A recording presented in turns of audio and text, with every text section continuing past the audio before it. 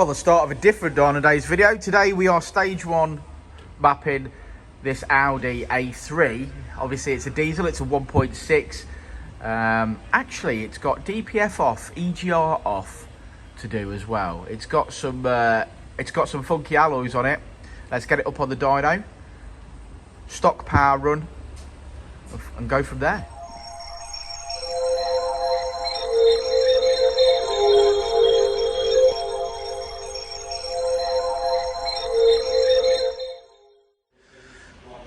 So it's up on the dyno, it's strapped down. Look at them wheels. What do you think to them? So the original file has been read off. That's actually a virtual read. So the Alien Tech KES V3 takes that read from cyberspace so that we can edit a virgin file. So we're going to do the power run now, see what she's putting out. She might not do particularly well because the customer's already gutted the EGR, the DPF, and things like that. So stock run, see how we're going to start and make improvements. Here we go.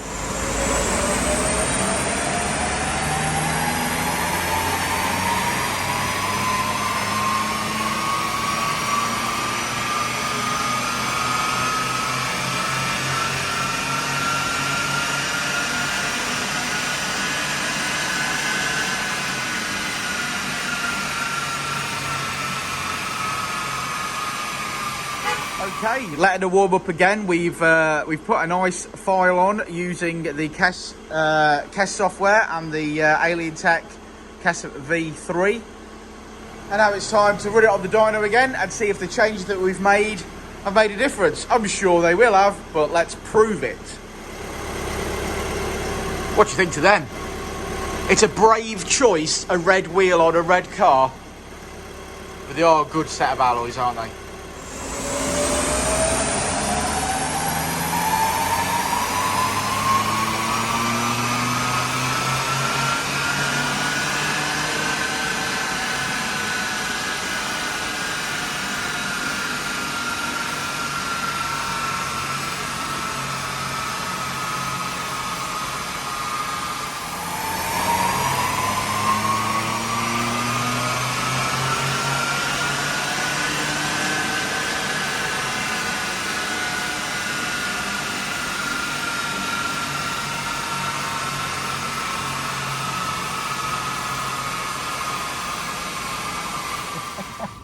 Can't repeat that. Yeah. Right, so Audi A3 1.6 TDI came in with 106 brake horsepower. The customer had already removed his EGR and DPF. At that point, they do need mapping. But we expected to make a bit of power. We always sort of aim for 30 brake horsepower as a baseline on most diesels. Yeah, for sure. This one's came in with 106 and finished with 142? Yeah, 142 was where it finished. Well, that's going to move this along a lot quicker, isn't it? I think the main thing that people are interested in is what's the torque change by? The torque's increased, not dramatically, about 20 foot-pound of torque.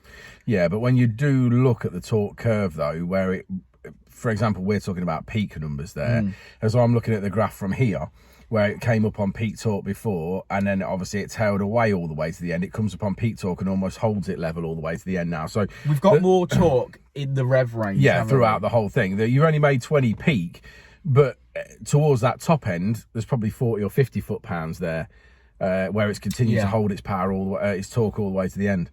Yeah, so that's generally what's most important in diesels, ain't it? This is a great result, and I think this is going to be instantly quicker. As soon as he drives it out the yard, he's going to know that this is noticeably quicker. Yeah, just sat in here, though, I can feel that it's quicker. Well, there you go. Like in the sense of obviously just driving it on the dyno, like this morning, obviously at 100 brake horsepower, it just seems to take forever to go through the rev range. And then obviously as soon as you've tuned and you go through, it's like, yeah, that feels better straight away. So I mean, customer without a shadow of a doubt notice the difference on the road. Absolutely. Now our core audience is obviously Honda.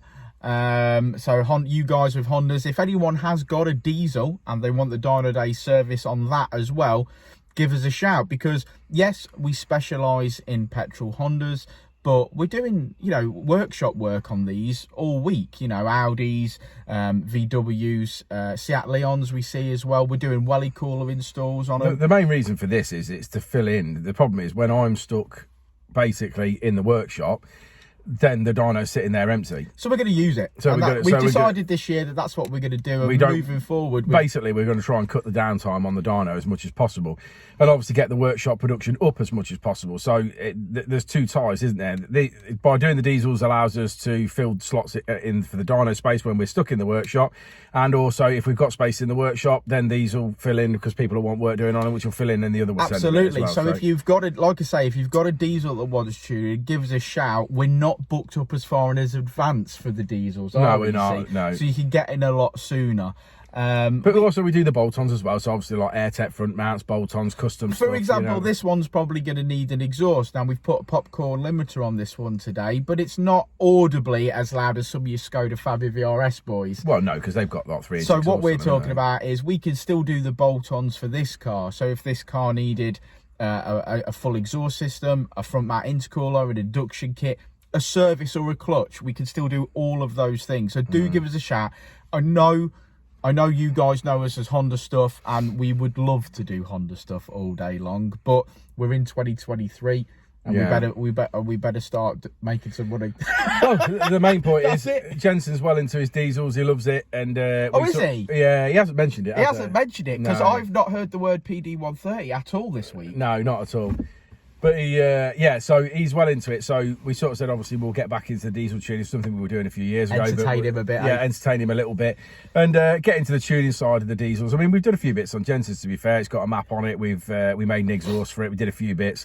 And that's sort of just like get us back into it a little bit, really. And you know us, we say how it is and we're transparent. We're not doing hybrid turbos, bigger injectors. We're not doing Skiller turbo work here. No. We're doing you guys' daily diesels. Just stage one stuff. If your dad wants his car mapping, this is what we're talking about. Dad, if you're watching, I don't want to map your Mercedes. It doesn't need it. Shall we look at the graph then? Let's do it. Let's have a look at the graph. Okay, the results are in. Red line is as you came in, blue line is as she leaves. Bags of power. We've gone from 106 to 142. Made a bit of torque increase there as well, but generally very, very happy with that. Bit of a popcorn limiter on there, but as Richard suggests, it's still pretty much a stock system. So a better exhaust system will hear that popcorn limiter a bit better. But yeah, impressed. That's going to absolutely transform that car. It's like a third power more. So yeah, top stuff. So Audi diesel tuning here at Dynodaze. If you need anything, give us a shout and we'll get you booked in. Thanks, guys. And I'll say it again. Life moves pretty fast.